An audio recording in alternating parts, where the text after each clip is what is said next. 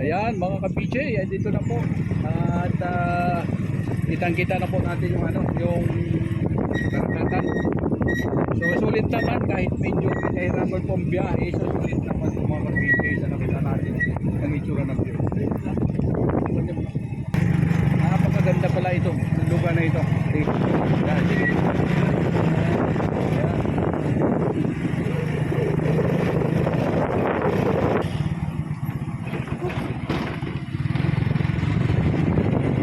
Ayan po mga kabidya, makita ninyo po yung tsura. Ayan ang sinasabi natin. At kahit na medyo may kahirapan talaga pagpunta rito sa daan, so okay naman po. Okay po ito mga kabidya. Talagang pwede natin ito ipagmamalaki. Ito talaga. No? Ayan. Ganda. Sulit din kahit tayo nagtutulak. Sa mga kabidya, samahan ninyo kami. Punta tayo po doon mga kabidya. Samahan ninyo kami mga kabidya. Tara, mag-swimming po tayo dyan. Napakaganda nito. Parang tawi-tawi ito, parang Mindanao mga kabidya. Okay. Parang dagat ng tawi-tawi sa itsura pag nandito tayo sa taas. So, halina po kayo mga kabidya. Punta na po tayo doon. Sobrang init mga kabidya. Sobrang po init banda rito. Sarap magtambay-tambay sa mga ganito lugar. Sarap ng hangin, yung hangin galing po sa yung hangin galing sa laot. Sarap po simoy ng hangin. Talagang hangin ito, hangin dagat. Ika nga nila mga ka-PJ. Sarap talaga mga ganito yun. Sarap balik-balikan. Fresh ang natin dito, fresh ang utak natin dito pag sa mga ganitong sa mga ganitong lugar. Pagdating mo dito sa taas, ayan, at marami mga puno. Krus puno po ito ng puno ng inyog. Dito po mga kabidya po, kahit po kainitan, waliwalin po sa kanilang init dahil sa ere at sarap po sa tubig dagat, paliligo yun. Pag nandiyan ka na sa tubig dagat, wala na po ang init nawawala. Pero masarap talaga, yung fairness talaga. Promise. Pero masarap talaga dito tambayan, no? Promise talaga. Sarap ng sarap ng simoy ng hangin. Kahit napakainit, kung titingnan po natin, tingnan mo. Kahit napakainit po mga ka-PJ, ayan, no? Makikita naman po ninyo siguro yung kintab ng kintab ng buhangin, no? Masarap ang simoy ng hangin pag andito po tayo sa puno ganito. Yan. So, pwede po kayo pupunta dito mga ka-PJ. Pwede po kayo pupunta rito at libot-libutin po ninyo itong lugar nito. Libot-libot po kayo rito. Tapos ang cottage nila po rito, malugwag na rin siya. 2,000.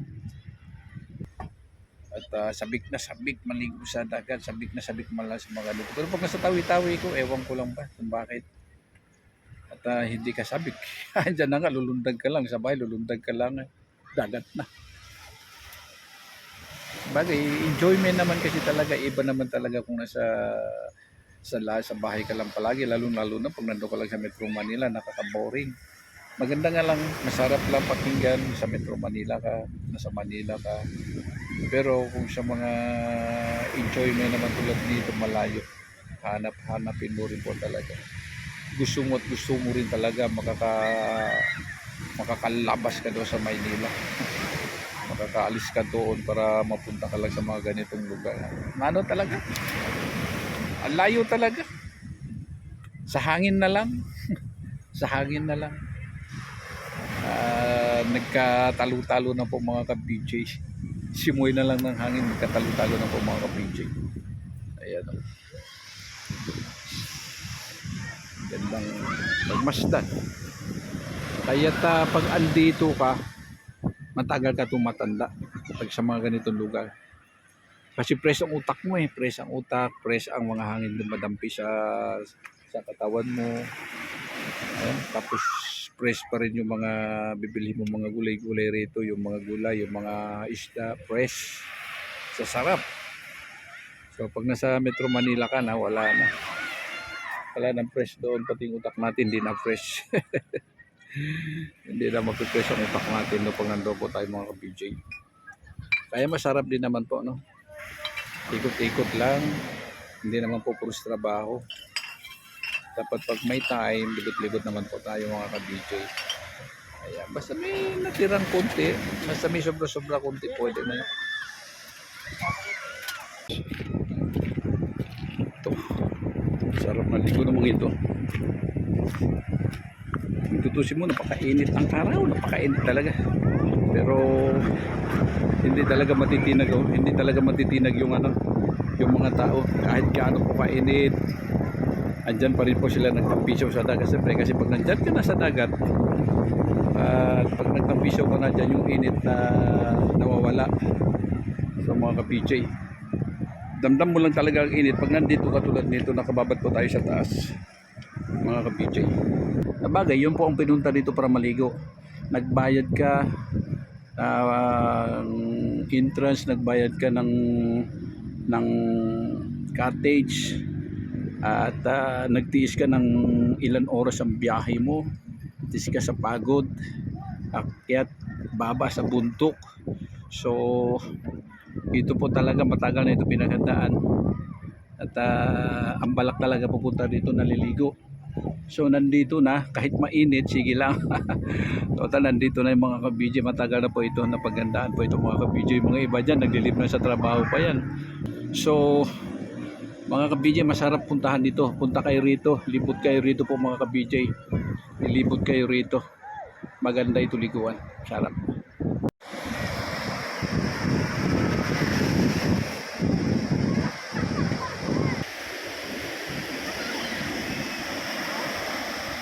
Ito bata, naglublubo.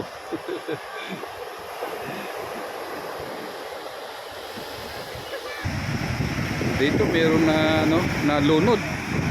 So mabuti naman yung mga coast guard natin at maano sila, mabilis nakapag-responde po yung mga coast guard. So ito talagang kagandahan pag mayroong mga ganito, ano, dapat talaga pag may beach ganito, pag marami mga tao, dapat talaga yung mga coast guard talaga nagbabantay. Hindi pwede na iasa na lang sa mga ano, sa mga lifeguard lang po sa mga ganito. Iba talaga kasi mga coast guard talaga mga ka-PJ, may ano yan, may pinag-aralan talaga nila yan. Mga military kasi ito, may training talaga yan. Iba talaga, alam nila talaga yung ano. Dapat talaga thank you naman sa mga coast guard, ha. Ayan, kung walang coast guard dito, patay ito, eh. Ayan yung babae, oh. May kalakihan kasi yung alon, tapos naglalaro doon sa ano, ano sila doon sa malalim. Malilim na po mga ka-BJ. Pahapon na po kasi nga mga ka-BJ, paggabi na rin kasi mag-alas 5 na po. May doon naliligo. Ayan, tingnan ninyo, dyan na lahat, dyan lahat sa mga gilid-gilid. Ayan.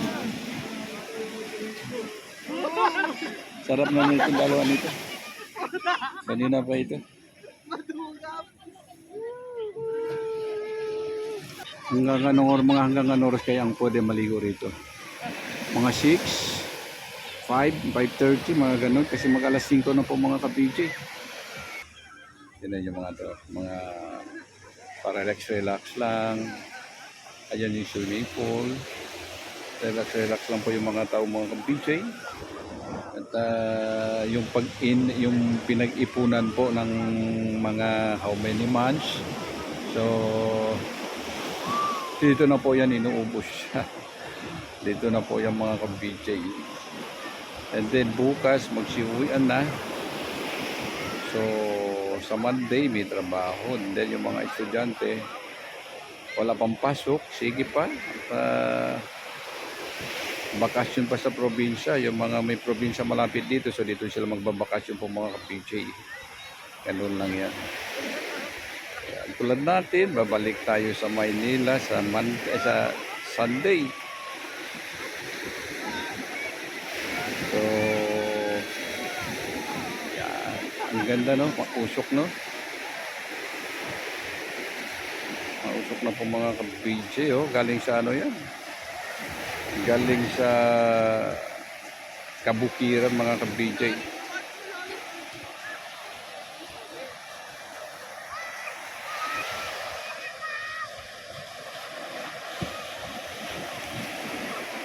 Tilimpogi ang naglalakad dito. Ayan.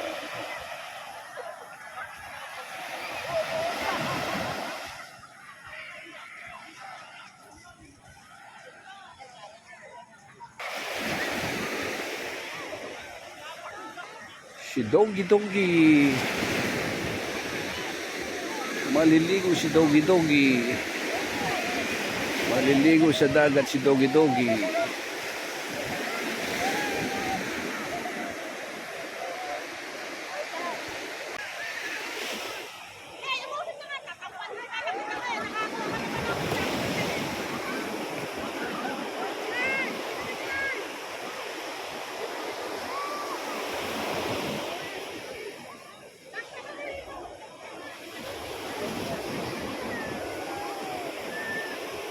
So dito mga ka-BJ, kaya kahit may 10 ka ganun, pag may 10 ka dito may bayad pa rin daw eh. Babayaran mo rin kumbaga, o upahan mo rin yung tent mo dito 300. Ganyan. So pag sa kanilang tent, alam ko mga 500 dito mga ka-BJ eh.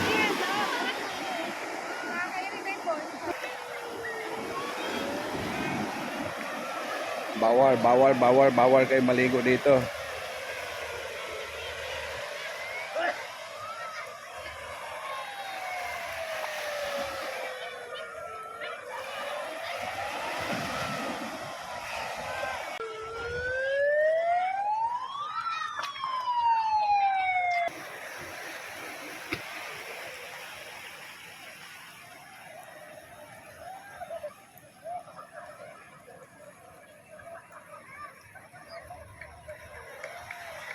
Nagsilabasan na lahat ng mga tao.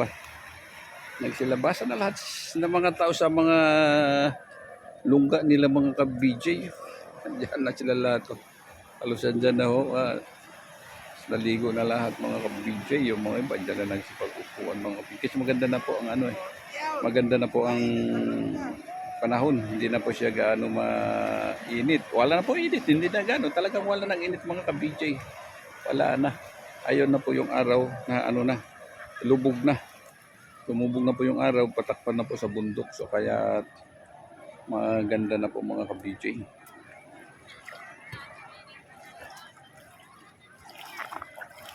So kaya dito, yung mga tao. Ayan. Ayan. Video dati po, meron po naglilibot yung mga may kaya lang, yung mga may pera, yung mga meron na talagang budget na talagang ano nila. So yun po ang mga pero hindi po gaano uso yun. So abot po ng pandemic, ayun, nauso na po kung saan pupunta mga tao nung medyo, di ba, lockdown, tapos medyo na-open na konti. Dahil yung mga tao po noon nung pandemic, siyempre alam naman po natin nasa bahay tayo.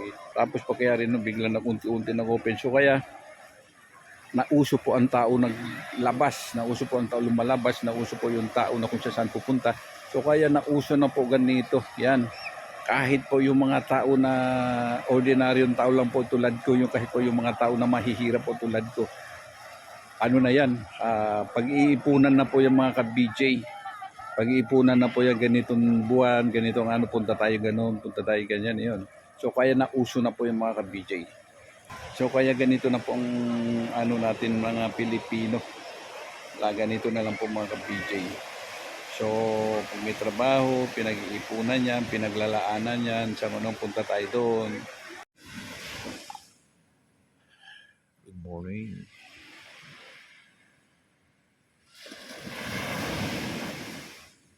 Tingnan natin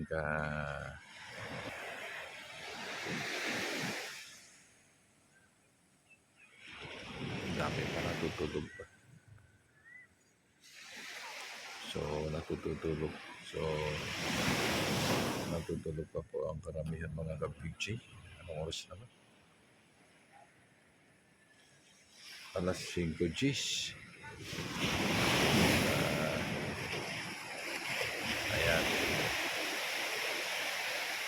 Ito po kapasarapan sa probinsya. Tabing dagat pagka ganitong magang-magang. Sarap gumising sa ganito. Ang gumigising sa atin yung mga kaluskus ng ano. Ang gumising po sa atin yung halusus ng mga alon, halusus ng dagat, saka yung mga tinig ng mga sumusuot talaga sa ano natin, sa kaibuturan ng buto natin yung lamig.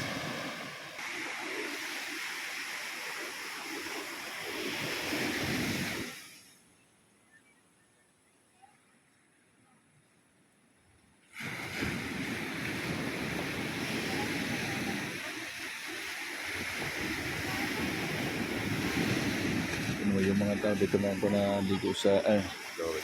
Yung mga tao dito na lang po na tulog sa gilid-gilid.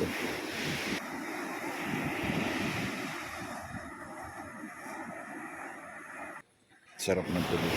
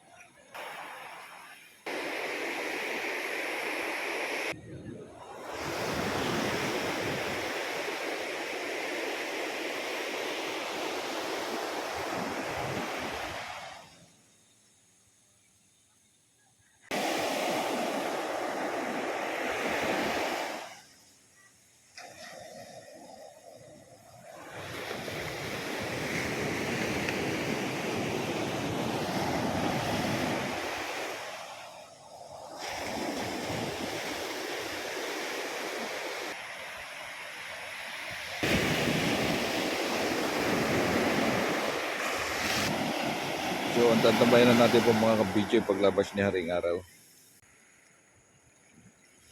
Masarap dito. So, masarap po mga kabidyo pupunta rito. Magandang kapaligiran po dito mga kabidyo. Kung kumpara natin po sa mga ibang beach. Kasi ano lang siya medyo, hindi naman siya ganong kaluwagan. Parang pa-letter C po siya mga ka-BJ.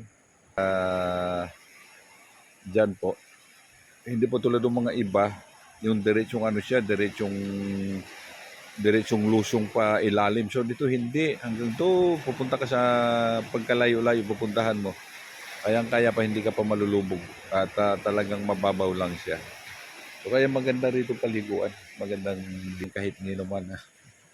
Kahit ano man ang pagkatalino mo. Hindi mo kayang pantayan.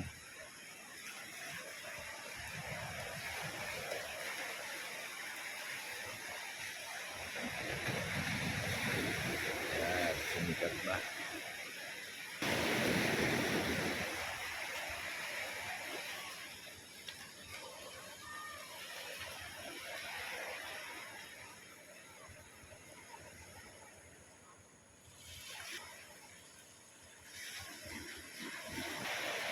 Ganda pang Mazda, no? So, mga ka-BJ, thank you so much po sa inyo lahat. At taos puso po ako nagpapasalamat po sa mga suporta pa ninyo sa atin sa vlog ko. So, maraming salamat po sa inyo lahat mga ka-BJ. God bless. Mabuhay po tayo lahat mga Pilipino. Pagpalain sana tayo ni Lord.